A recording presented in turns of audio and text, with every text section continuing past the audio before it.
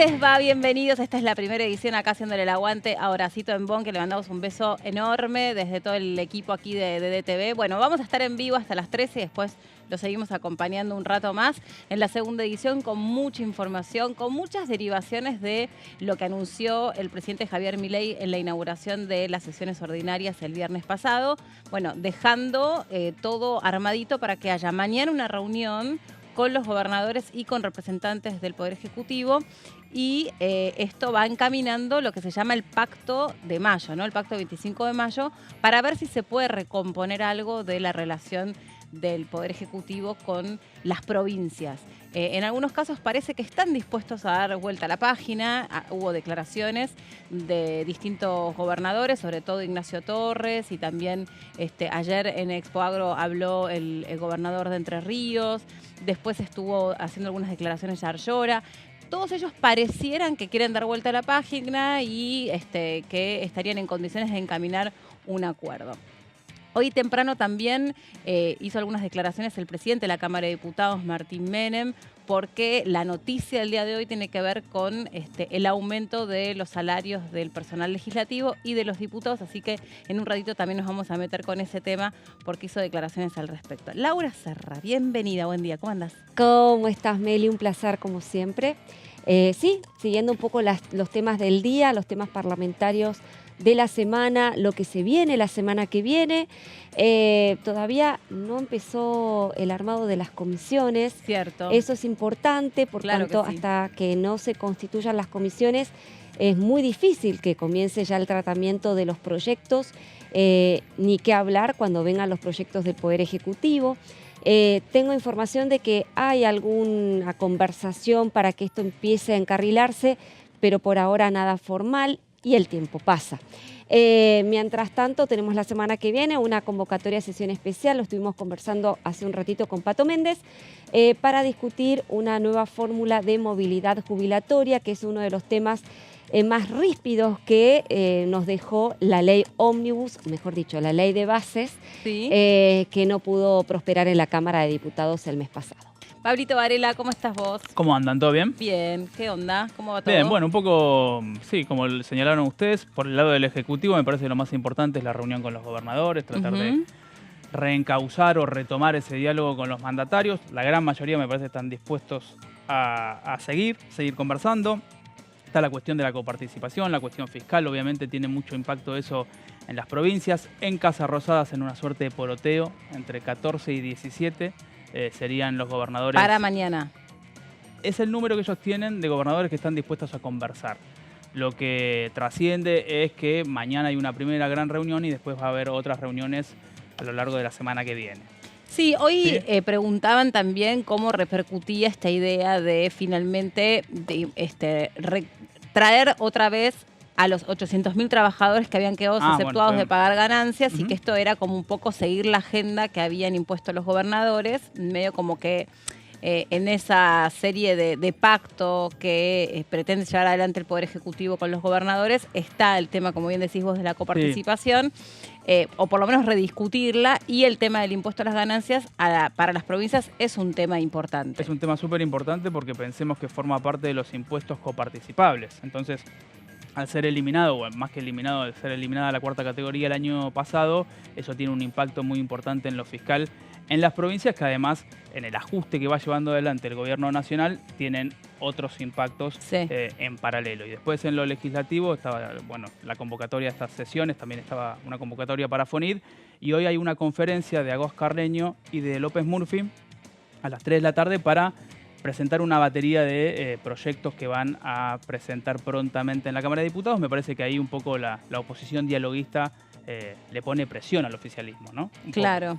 Bueno, estos son algunos de los temas por los que vamos a estar hoy cruzando este mar, que es la primera edición, con toda esta información. Pero ya está Laura ahí paradita al lado de sus placas para contarnos con qué tema seguimos. La sesión especial de la que hacíamos mención, Meli, hace un ratito, convocada para la semana que viene, concretamente el miércoles, el miércoles a las 12 horas, al mediodía.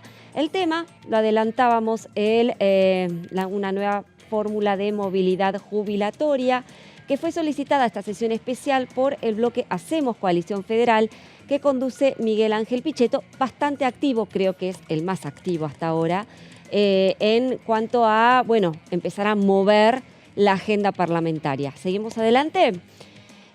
A ver, el proyecto de la coalición cívica, vamos a un poco a describirlo a grandes rasgos. ¿Por qué? Porque la coalición cívica, como vos bien sabés, Meli, forma parte de Hacemos Coalición Federal y son los que propusieron esta sesión especial para la semana que viene. ¿Qué es lo que propone la coalición cívica? Que los ingresos jubilatorios se actualicen mensualmente a partir del mes próximo, es decir, a partir de abril, conforme a la inflación registrada en los 2 meses inmediatamente previos. Es decir, que si saliera este proyecto de ley y se actualizara a partir de abril, se tomaría como índice para actualizar las jubilaciones el índice del IPC de febrero.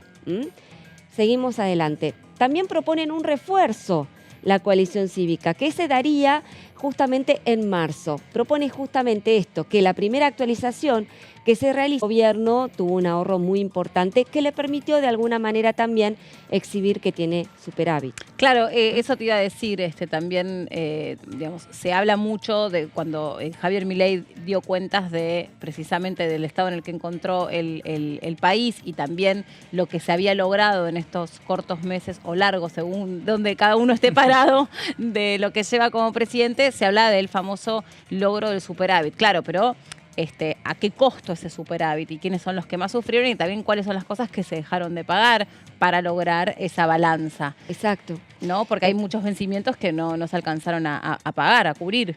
Bueno, entre ellos, por ejemplo, todo lo que tiene que ver con subsidios de energía están todos pisados y eso también formó parte de las causas por las cuales, o uno de los factores que permitió al gobierno exhibir este excedente, este superávit financiero, que en principio no sería sostenible en el tiempo porque, digamos, a ver, hasta cuánto tiempo más puedes mantener pisados estos gastos. Difícilmente lo pueda justamente extender demasiado más, pero lo cierto es que en materia de movilidad jubilatoria, el gobierno logró un ahorro importante manteniendo la fórmula actual, que recordemos es una combinación entre la variación de los salarios y la variación de la recaudación del ANSES. Es decir, que no está el componente del IPC acá. Claro, de los precios del consumidor, de la inflación. Bueno, pasamos al proyecto del PRO. Este es un proyecto que presentó María Eugenia Vidal, pero que firman prácticamente todos los miembros del bloque, inclusive su presidente Cristian Ritondo, que propone también, como la coalición cívica, que el índice de la movilidad jubilatoria se ajuste mes a mes por inflación retroactivo a enero. También hay un refuerzo. En marzo se aplicará el siguiente aumento, un 30% de la variación de la remuneración imponible promedio de los trabajadores estables, es decir, el RIPTE, por sobre la variación del IPC entre los meses de diciembre de los 2 años. En fin, algo bastante más complejo que el que propone la coalición cívica. Pero bueno, aquí está el proyecto del PRO. El tema, Lauri, sí. Digamos, ¿cuánto se calcula que ha perdido el poder adquisitivo de un jubilado? Para ver cuánto tiene que esta fórmula mejorar, porque creo que también está puesto ahí el acento. Hoy, en las declaraciones que hacía más temprano el presidente de la Cámara de Diputados, Martín Menem, habló con María O'Donnell en la radio. Y a propósito de eso, aproveché para rebobinar, vieron que ahora se puede rebobinar, mirá qué vieja que soy, ¿cómo se llama? En la cablera, claro, en la cablera rebobiné para poder agarrar desde el principio de la entrevista. Y ahí entonces decía, comparaba los saberes de los jubilados en dólares. Entonces, ahí O'Donnell le decía, bueno, pero lo que pasa es que no vivimos en dólares. El tema es cuánto te podés comprar con esos dólares, que eso tiene que ver con lo que ya sabemos todos, que cada vez podés comprar menos cosas, no importa cuántos numeritos son los que tengas en el bolsillo, que cada vez te compras menos cosas. Pero el cálculo que se hace de cómo han perdido los jubilados, sobre todo durante el gobierno último, desde el de Mauricio Macri en adelante, pero sobre todo en el último, perdieron muchísimo, ¿o no? Sí, efectivamente. Vos lo sabés perfecto por tu madre, yo lo sé por mis padres, ¿no? O sea, porque acá lo que hay que decir, Meli, y creo que hay que machacar sobre este tema, sí, ¿no? Los gobiernos, inclusive el de Javier Milei, de alguna manera dicen, bueno, pero nosotros estamos de alguna manera equiparando, no el de Javier Milei, pero lo que sostienen o lo que enfatizan es que nosotros estamos priorizando al haber mínimo con estos bonos. Justamente ahí está el problema, el quid de la cuestión, porque solamente los bonos apuntan a los la mínima. Exactamente, a los jubilados, a esa franja de jubilados con haberes mínimos, pero dejan de lado, deliberadamente hay que decirlo, y no solamente este gobierno, sino también el gobierno anterior, a los jubilados con ingresos superiores. O el que se pasa un poquito de la mínima. Exacto. O sea, ya ahí es una diferencia. Sí. ¿No? O sea, te pasaste un poquito de la mínima, no te conviene cobrar la mínima. Tal más cual. O menos que está pasando efectivamente, eso. Lo que se está logrando es, como se dice coloquialmente, achatar la pirámide. Claro. ¿no? Entonces, menos diferencias entre los tipos Entonces, de jubilados. cada vez los jubilados... De los jubilados creo que cobran la mínima. ¿Cómo? 7 de cada 10 jubilados cobran la mínima. Exacto. Más o menos. Exacto. Entonces, bueno, vos ves que una franja importante de jubilados que han trabajado toda su vida y que se han dedicado largamente a sus respectivas profesiones y que justamente les permite percibir un ingreso más alto a la hora de jubilarse, bueno, esos son los que están perdiendo cada vez más poder adquisitivo, a diferencia de los jubilados que cobran la mínima, ya que de por sí es bastante baja. Pero lo cierto es que los más afectados aquí son los jubilados que no cobran la mínima. Así que hay un tercer bloque, un tercer proyecto, en este caso del interbloque de izquierda y concretamente presentado por Romina del Pla, que propone justamente que las jubilaciones mínimas se fijen según el valor de la canasta básica del jubilado del mes de noviembre. Y ahí va un poco a lo que vos decías recién, Meli, digamos, acorde a lo que efectivamente, exactamente, a lo que les cuesta al jubilado adquirir las cosas que necesita para su subsistencia. Mira, te interrumpo. Retroactivo a noviembre. Y de alguna manera. Retroactivo a noviembre para... No, pero digo, vos preguntabas cuánto perdieron. Sí. Digo, está tomando un parámetro noviembre, digamos. Claro, hacia atrás en el tiempo, decís, para poder ver cuánto vienen perdiendo. Me parece, sí, para empardarlo. Entre la inflación y lo que dice Lau, el costo de la canasta del jubilado, que siempre es una canasta más elevada que la canasta común. ¿Sabes que el otro día... Termino con esto rápidamente. Dale. La propuesta de Romina del Pla es que justamente una vez definido ese valor de la canasta básica, ese valor se actualice por IPC todos los meses. Así que bueno, son distintas propuestas, seguramente van a ser debatidas en el recinto la semana que viene. Descuento que va a haber quórum. ¿Descuentás que sí? Sí, descuento que va a haber quórum, va a haber debate. No creo, difícilmente pueda salir de allí una media sanción de algo, porque se necesitan 2/3. Pero Lau, ¿cómo haces para ir a esta sesión si no tenés conformadas las comisiones? No tiene nada que ver. No tiene nada que ver, no pasa nada. Podés avanzar con ese tema tal como se pretendió en su momento con alquileres, que fuera directo al recinto. Porque sobre tablas. Es un pedido de sesión especial y después sobre tablas vos por eso necesitas los 2/3. A ver, vamos a explicarlo un poco a la gente. Y a mí. A Meli. A ver, ¿por qué el paso previo por las comisiones a la hora de debatir un proyecto de ley? Porque justamente el debate en las comisiones permite alumbrar un dictamen. Una vez obtenido ese dictamen, se puede aprobar por mayoría simple, es decir, la mitad más uno de los miembros de los que están allí presentes en el recinto. Ahora, si se esquiva este paso por comisiones y se quiere llevar de una el proyecto al recinto, ahí los legisladores que promueven esa iniciativa necesitan una mayoría agravada, necesitan los 2/3 de los votos para aprobarlo. ¿Se entiende? O sea, que tiene un costo, entre comillas, esquivar el paso de las comisiones. Claro. Por eso es que para aprobar una ley no necesariamente se necesita que pase o no es obligatorio que pase por las comisiones, pero sí facilita su aprobación. Sí, y ahora, gracias Lau por estas placas, pero ahora yo me acuerdo cuando fue, el tratamiento parecido en lo que era poner rápidamente sobre la mesa el tema alquileres, ¿no? Después vimos todo lo que ha pasado hasta que ha llegado a quedar incluida en la ley de bases y el DNU. En el DNU.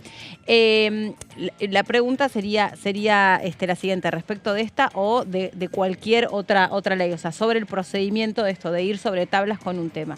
Esto de alguna manera también se podría llegar a pensar que se hace para agilizar el armado de las comisiones, porque con alquileres pasó eso, que dijeron, eso no, seguramente va a pasar. Es un tema muy sensible, jubilados también lo es, obviamente, porque todos algún día lo vamos a hacer, entonces además, es un tema muy sensible, de un sector de la sociedad que la está pasando pésimo, hay que decirlo, porque obviamente por todo lo que hemos enunciado y además porque tienen un costo elevado solamente en compra de medicamentos, que independientemente de los descuentos que obtienen, ya estamos en una situación donde el jubilado mismo se priva de comprar medicamentos y ellos deciden cuál dejan de tomar y tiene que ver exclusivamente con el costo del medicamento.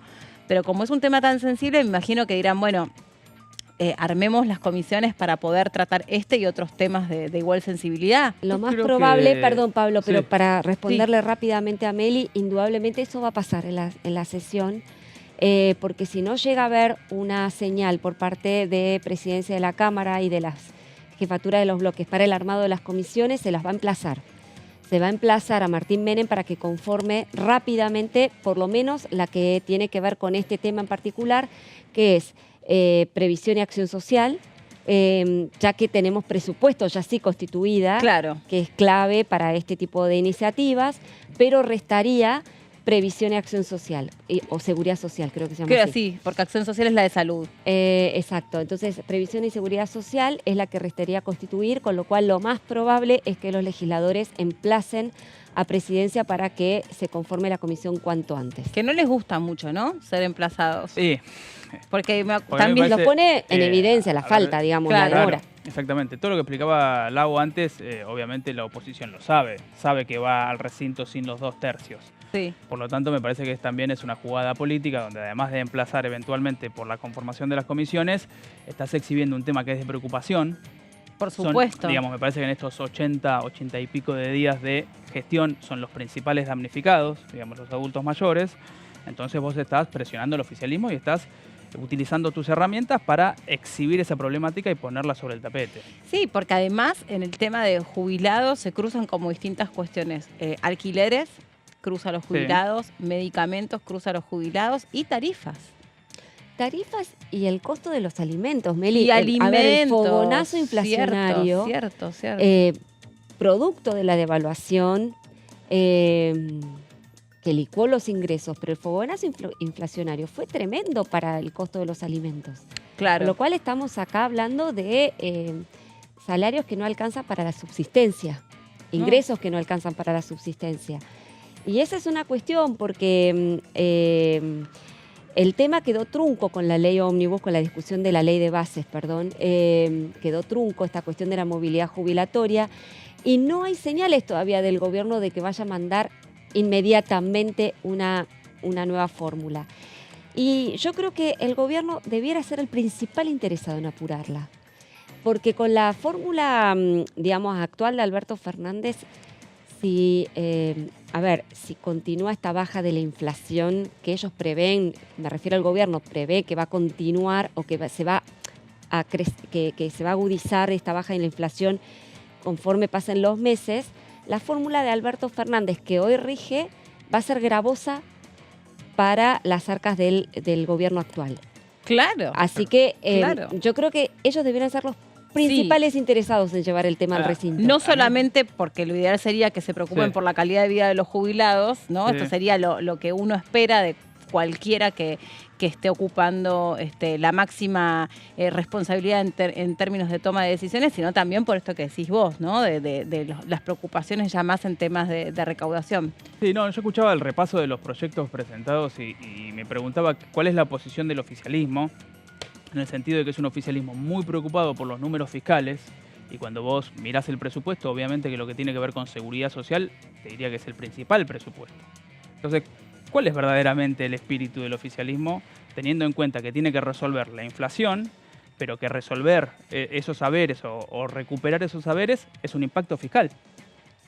Entonces, ahí tiene un dilema grande el oficialismo, claro, y ver cómo lo quiere resolver y cómo lo puede resolver. Sí.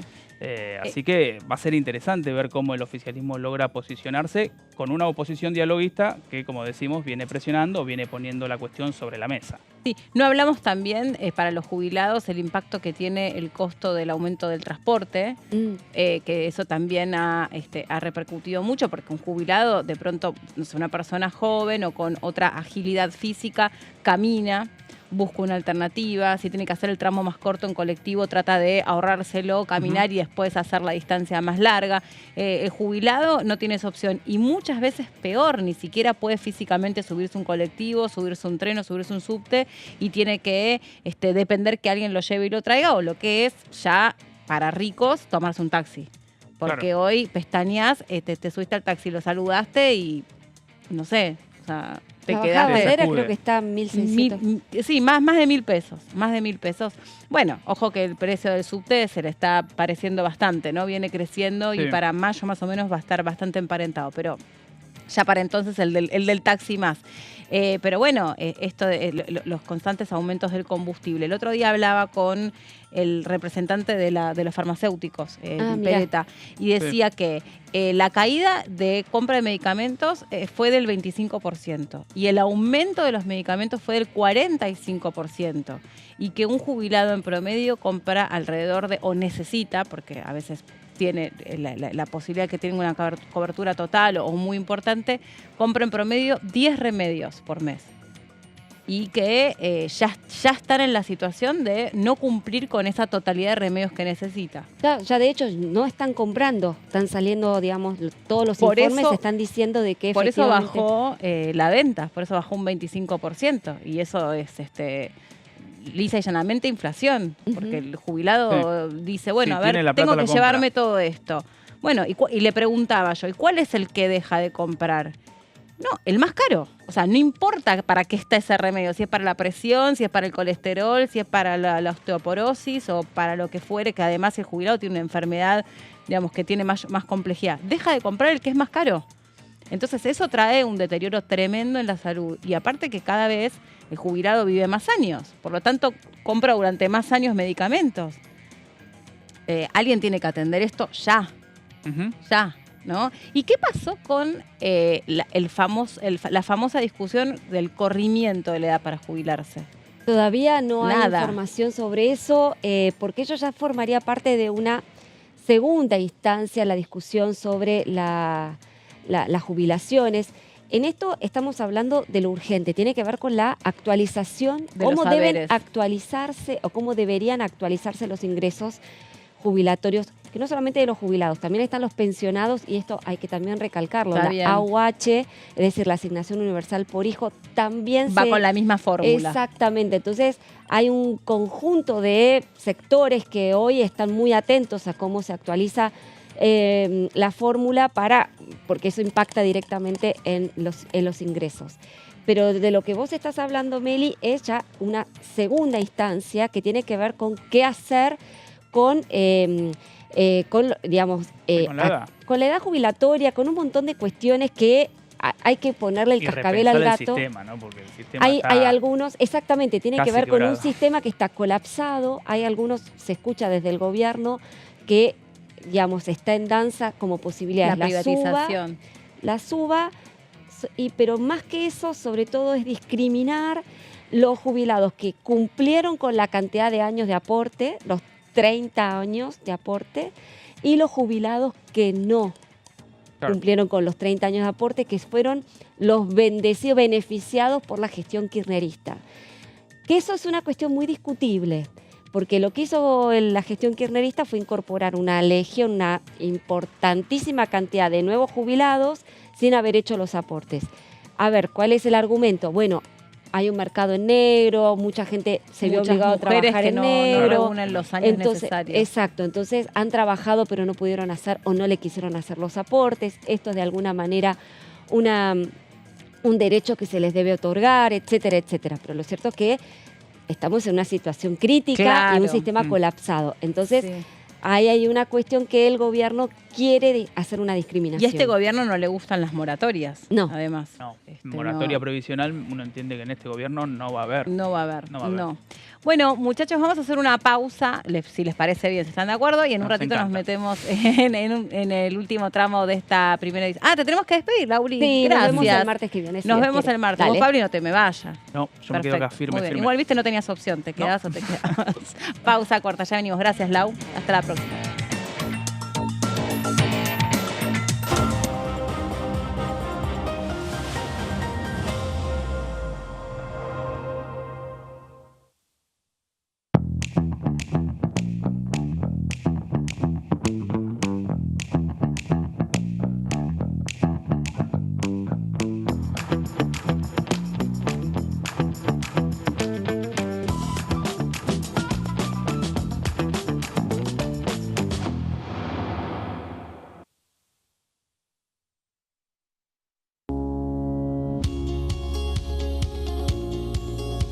Cuando un proyecto de ley ingresa a la Cámara de Diputados, ya sea creado por un legislador, enviado por el Poder Ejecutivo o producto de una iniciativa popular, se trata primero en las comisiones correspondientes para luego ser tratado en el recinto por los diputados. Las comisiones son el ámbito de análisis y debate sobre los proyectos de ley conformadas por legisladores de distintos bloques. Hay 23 comisiones especiales que tratan temas específicos como el atentado a la AMIA y 45 permanentes que tratan temas vigentes como educación y salud. Un diputado puede formar parte de varias comisiones. Cada comisión se compone de un presidente, un vicepresidente y de 3 a 5 secretarios. La duración de los miembros de las comisiones permanentes y especiales es de 2 años. Para que la comisión funcione debe tener quórum, es decir, un mínimo de 15 y un máximo de 31 a 49 diputados. Las autoridades son elegidas por los propios integrantes de las comisiones, que a su vez son elegidos bajo consenso por sus propios bloques. Para que un proyecto sea tratado en el recinto, debe contar con el apoyo de la mayoría de los integrantes de esa comisión. Al finalizar una reunión de comisión, se dictamina sobre la pertinencia de tratar el proyecto en el recinto. El dictamen propone una resolución o decisión sobre una o varias iniciativas o proposiciones.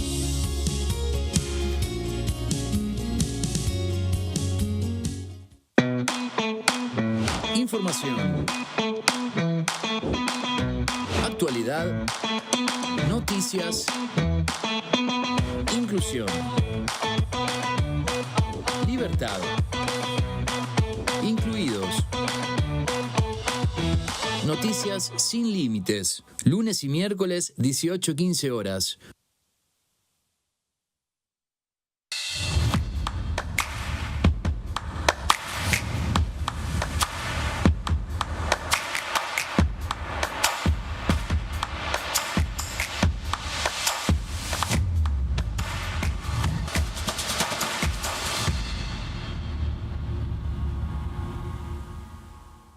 Dengue, Zika y chikungunya. Presta atención a estos síntomas.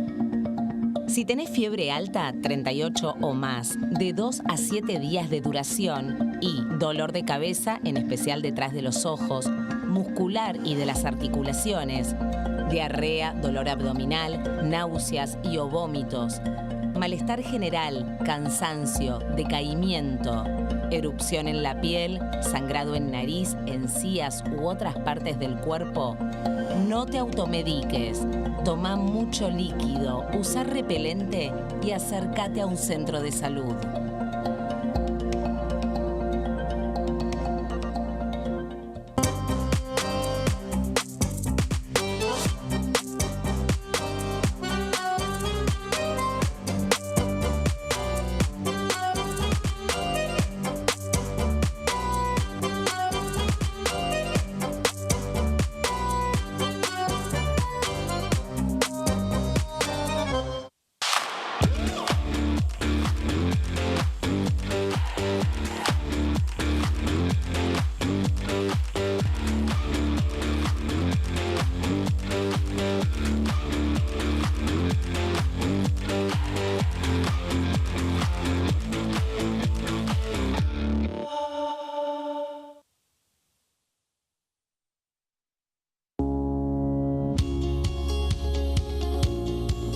La Cámara de Diputados tiene 257 miembros.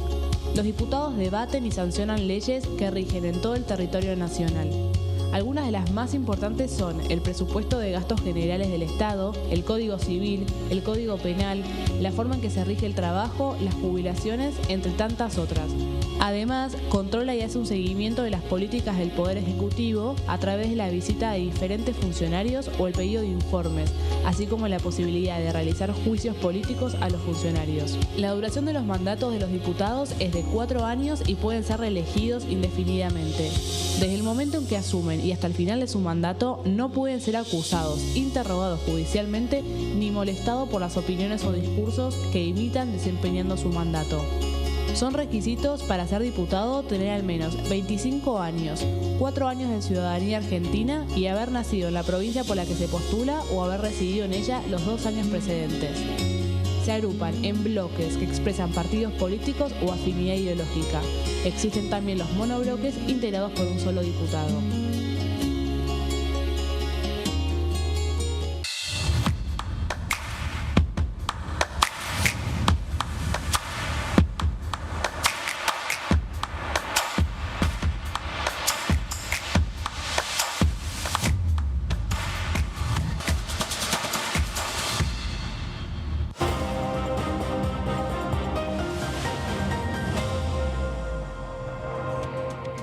Acá estamos de regreso después de la pausa. Esta es la primera edición. Le estamos cuidando el lugarcito a Horacio Embón, que si nos está viendo del otro lado le mandamos un saludo enorme. Y ya mañana, por supuesto, va a estar aquí con nosotros. Estamos con Pablo Varela. Me estoy acomodando porque... sí, te veo. No, me abrí un poco. ¿Es la vincha? O... Claro, y viste, justo hoy que me vine peinada, porque Mirá. hay veces que no, eso no se Que no consigue. ven O sea, con yo eso. lo intento, pero hay veces que no se consigue. Todo Dije, no no se vaya a puede. hacer cosas, che, que se me salga un poco...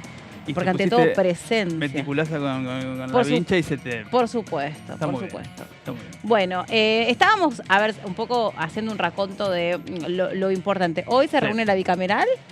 Hoy se reúne la bicameral. Eso no lo exactamente. mencionamos, por ejemplo. No, no lo mencionamos, tenés razón. Hoy se reúne la bicameral, está buenísimo el tema, donde el oficialismo de alguna manera, más allá de que está citado Pose, Caputo y un montón de funcionarios de primera línea, bueno, va a dilatar esa situación, va primero a poner en consideración un montón de decretos que incluso vienen de otras gestiones y que no fueron tratados en tiempo y forma. Así que me parece que ahí va a tratar de ganar un poco de aire, porque si no fuera por la reunión de los gobernadores o con los gobernadores, que puede llegar a poner un poco de paño frío a la cuestión, en el Senado lo que te dicen es que tarde o temprano el DNU va a ser considerado en el recinto o tratado en el recinto porque Sí. ya se vencieron los plazos. Está bien. Y igualmente hay que decir sobre el DNU que ya está vigente, porque en realidad ya fue publicado Sí, sí, por el sí. boletín oficial y ya pasaron los días, que más allá de lo que sucede aquí en el Congreso, Ujú.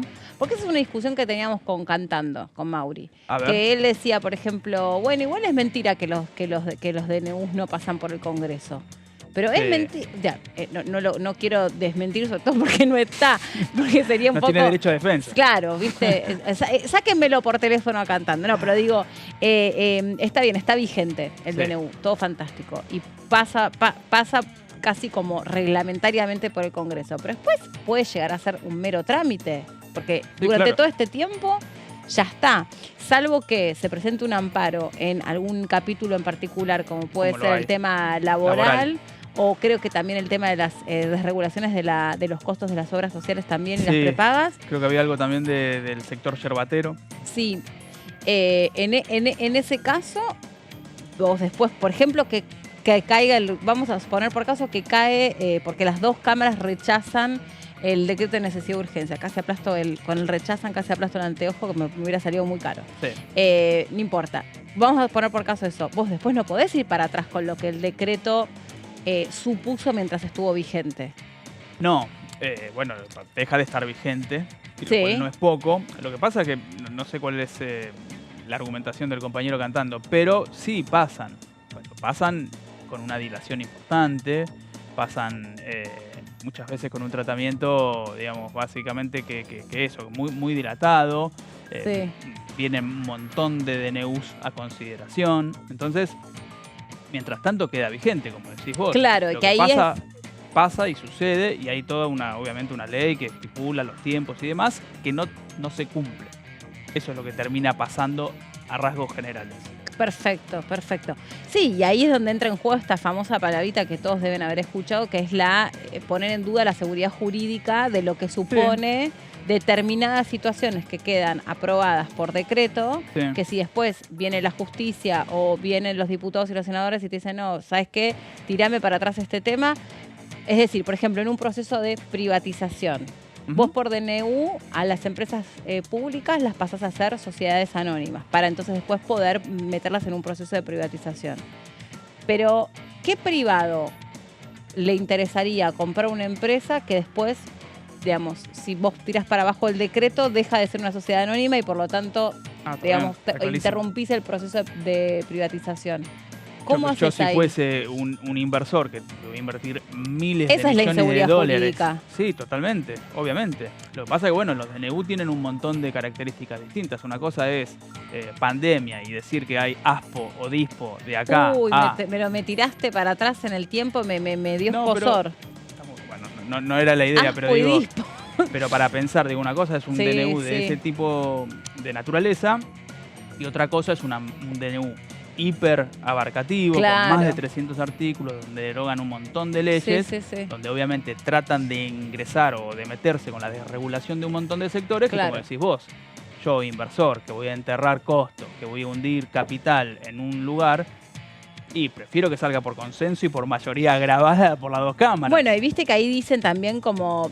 Esto ya es como una cosa más de sutileza política, pero que dicen, bueno, no es lo mismo que una ley camine por decreto que una ley camine por consensos, negociaciones, discusiones. Aún, incluso después no es lo mismo las cantidades de votos que esa ley obtuvo. Por supuesto. Pero ¿y eso en qué se mide? Porque en el día a día al ciudadano común, la verdad que no está mirando. Ah, no, pero ojo que esto lo aprobaron por el 70%. Claro, sí. 2/3 ¿O no? Si a vos de repente, en algún sentido, te cambia la vida una ley, como pudo haber sido el tema de los alquileres para muchas personas, fue buenísimo, para muchas personas fue un desastre. Que se empiece, aunque sea, a manosear el tema de la ley. Ahí ya eso te afecta porque de repente vos tenías un determinado acuerdo con un propietario, vos digo inquilino, con un propietario y el tipo que te dice del otro lado, mirá, yo no sé qué cobrarte porque ahora viste que todavía no hay ley, entonces bueno, acordemos entre nosotros. Ya está listo, ahí entraste en un acuerdo entre privados que para este gobierno está perfecto, debe ser obviamente. así. Pero por ahí para el inquilino es, no, a mí me convenía quedarme acá 3 años, que esto quede indexado de una determinada manera. Sí, con una actualización una vez por año. Exacto. Sí, obviamente. Y es difícil calcular y mesurar cuánto impacta en la vida cotidiana de cada uno de nosotros. Sí, porque a vos obviamente el alquiler es un tema súper sensible porque es vivienda. La mayoría de la gente no tiene hoy acceso a una vivienda y si tenés acceso a una primer vivienda... hay un déficit muy importante de acceso a la vivienda. Muchas veces es incluso una vivienda pequeña o de 40 metros, 50 metros, depende cómo está compuesta tu familia. Me parece que muchas veces cuando se habla de seguridad jurídica siempre se mira como a lo grueso, a lo grande, ¿no? Claro, claro. Inversiones, qué sé yo, sí, lo de las privatizaciones energía, es un ejemplo. Recursos naturales. Pienso en minería, que es uno de los temas que me parece que la Casa Rosada está mirando mucho eso, lo que tiene que ver con el régimen de incentivo a grandes inversiones, hidrocarburos.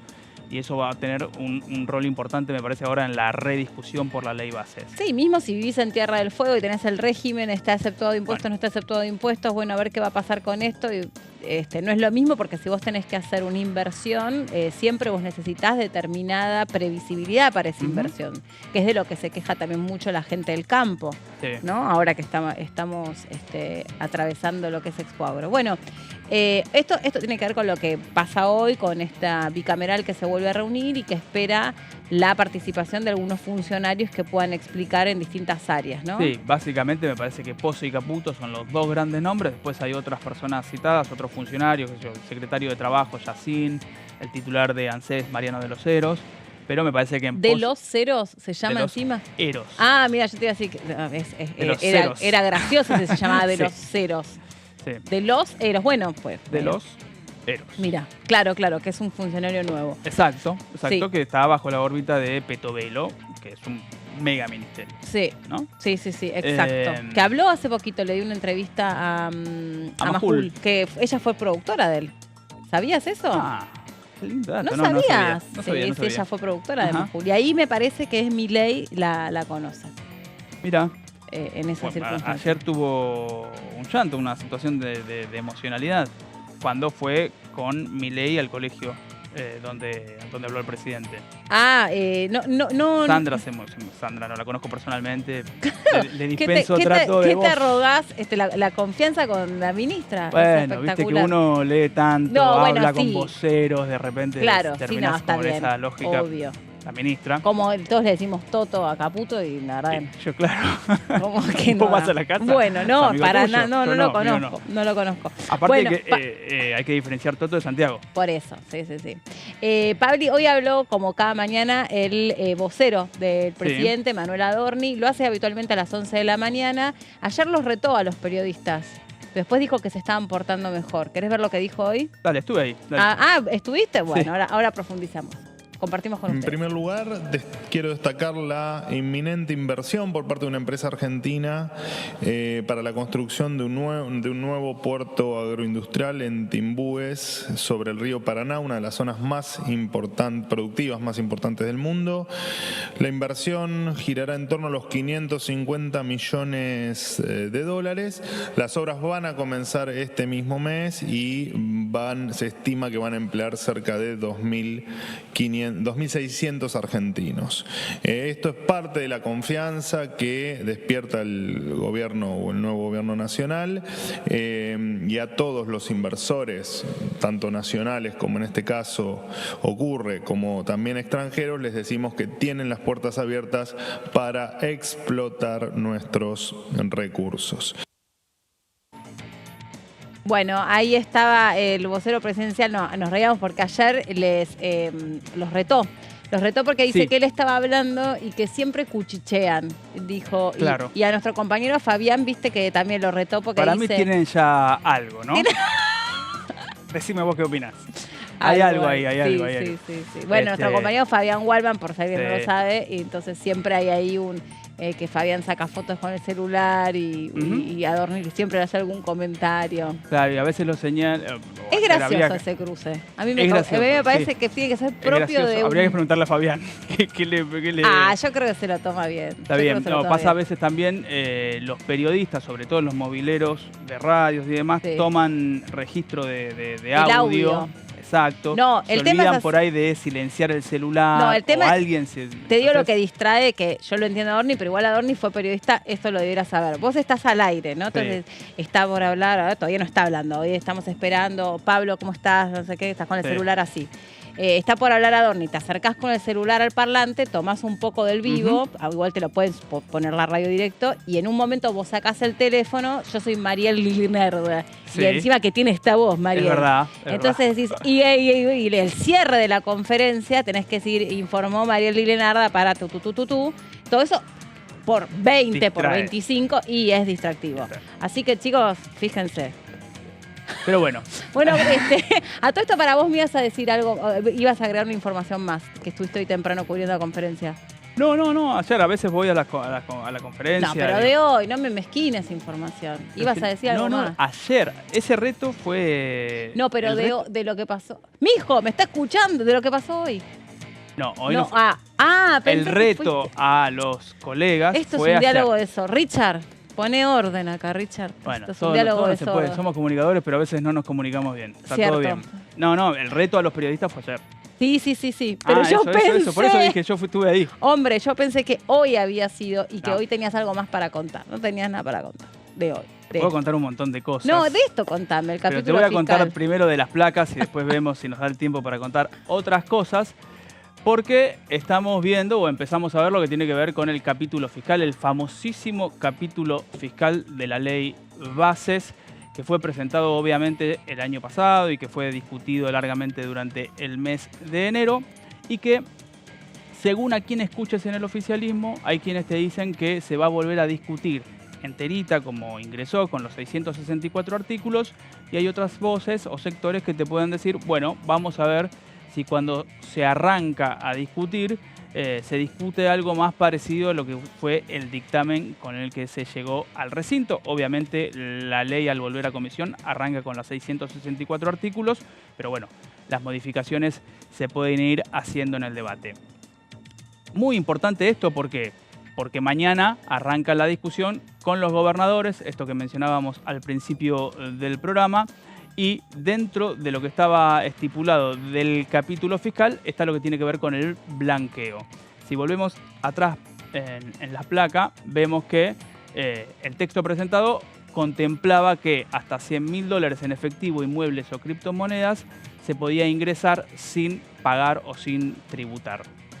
Y ahora sí, en la siguiente placa vemos que se pueden adherir al blanqueo los residentes fiscales argentinos hasta el 31 de diciembre, es decir, hasta el 31 de diciembre del año pasado, vos podés ingresar a esto que es una suerte de moratoria, no con, digamos, está bien lo que estoy diciendo, moratoria en el sentido de, bueno, tal vez no declaraste algo en algún momento, lo podés hacer con los blanqueos. Habitualmente todos los gobiernos tienen algún blanqueo, el más famoso, el último fue el de Macri, el de Alberto Fernández no prosperó, o el de Sergio Massa en realidad no prosperó, pero todos tienden a tener un blanqueo. Retenciones, los productos que actualmente tenían derechos de exportación pasarían a tributar un 15%. Esto ya el gobierno está hablando de que las retenciones no se van a mover, es un punto hiperconflictivo con las provincias. Las provincias obviamente defienden o representan a sus productores. Las retenciones no son coparticipables, ¿sí? Lo que recauda el Estado Nacional por retención no se coparticipa con las provincias. Eso es un punto clave, me parece a mí. En la siguiente placa vemos que quedaban alcanzados, bueno, los productos que tenían que ver con economías regionales y que tenían esa presión impositiva que bajaron al 0 en septiembre del año pasado. Bueno, finalmente me parece que las retenciones, que era un punto muy conflictivo. Y economías regionales. Economías regionales. Economías regionales, digo, hay que pensar en el vino, en todo lo que es la producción del noroeste. Exacto, los aceites, todo lo que tenga que ver con la cría de los animales también. Esas son economías regionales. No solamente soja, maíz y trigo, no. Que es lo que uno habitualmente... Los cueros también. Claro, entiende por retenciones.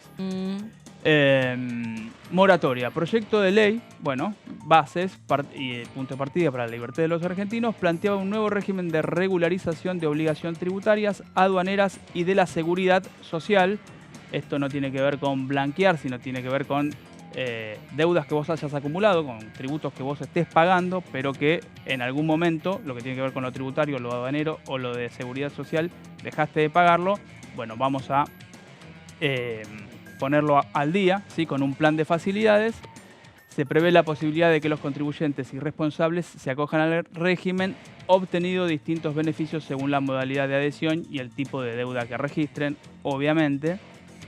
En la siguiente placa, además, bueno, la iniciativa proponía condonar el 50%, el 30% y el 10% de los intereses resarcitorios y punitorios de los contribuyentes que se adhieran en los primeros 90 días. Esto generalmente, bueno, es nada, una suerte de zanahoria. Si adherís rápido, tenés un porcentaje mayor de condonación de deuda. Bienes personales, bueno, una de las modificaciones que planteaba la norma en debate era la eliminación del diferencial de alícuotas respecto del exterior. Esto es, si vos tenés un inmueble en Punta del Este, en Miami, en donde sea, por ejemplo, pagás más proporcionalmente por ese inmueble. Esto planteaba eliminarlo. Bienes personales es uno de los impuestos que sí se coparticipa. ¿Eliminar en qué sentido? Vos tenés una casa... Voy a hablar números ficticios porque no lo sé. Obvio. Vos tenés una casa en Buenos Aires, paga 1%. Vos tenés... De bienes personales. Sí, exacto. Y tenés una casa también en Punta del Este y 1,5. pagabas 1,5. Y ahora que quede unificado... Que quede unificado. Eliminás el diferencial de esa alícuota. O sea, pagás lo mismo si tenés el inmueble acá o afuera. Eso era una de las modificaciones. Eso debe tener que ver con la evasión que hay, ¿no? Eso tiene que ver, bueno, obviamente... No sé, supongo, porque... Eso, bueno, si está registrado, ya no está evadiendo. ¿Me explico?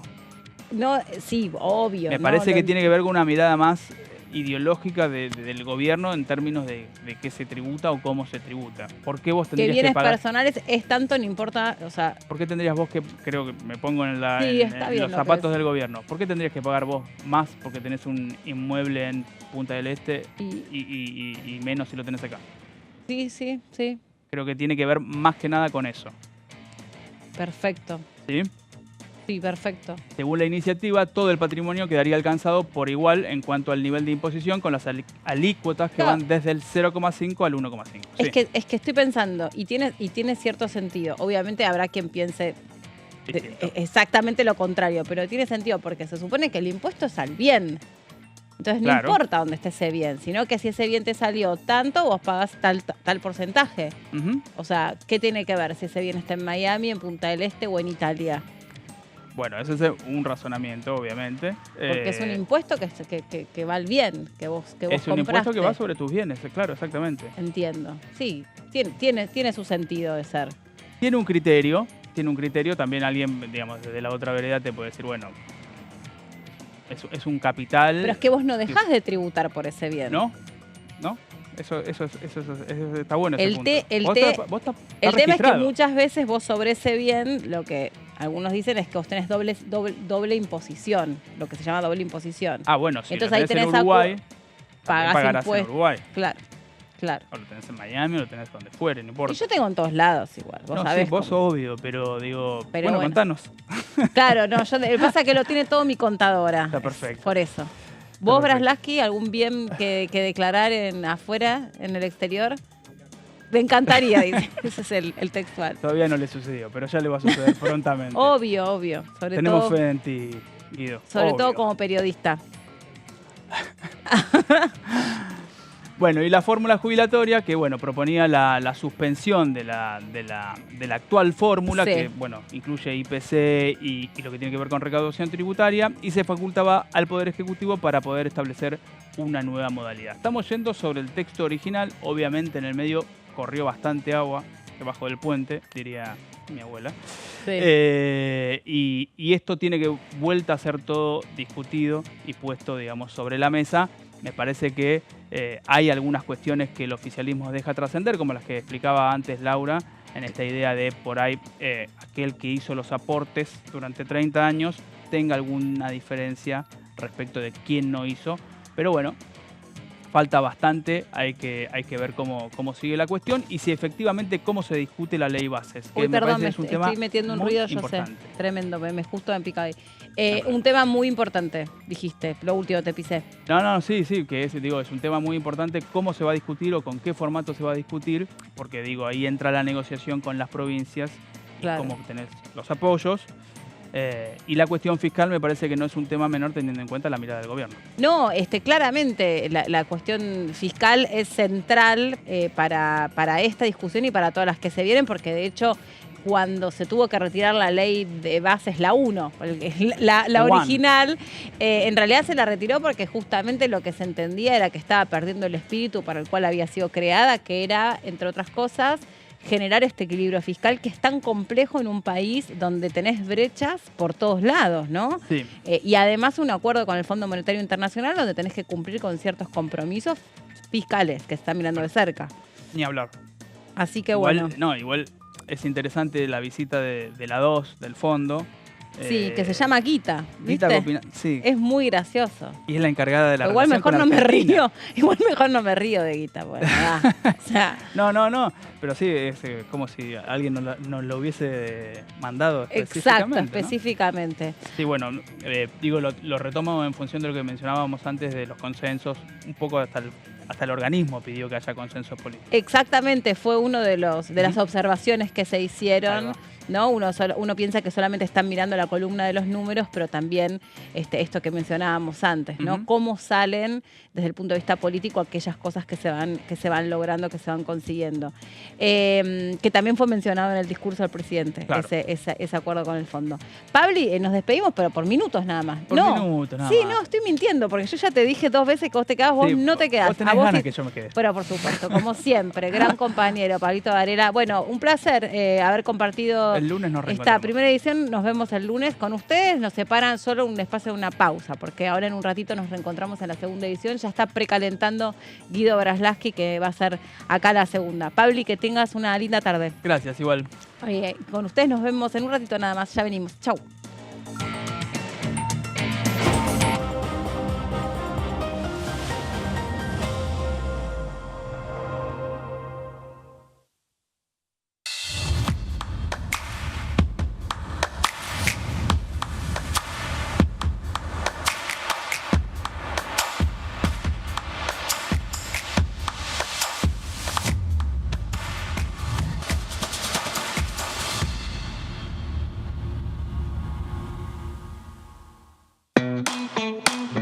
Información,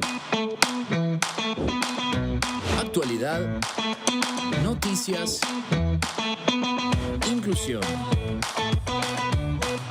libertad, incluidos.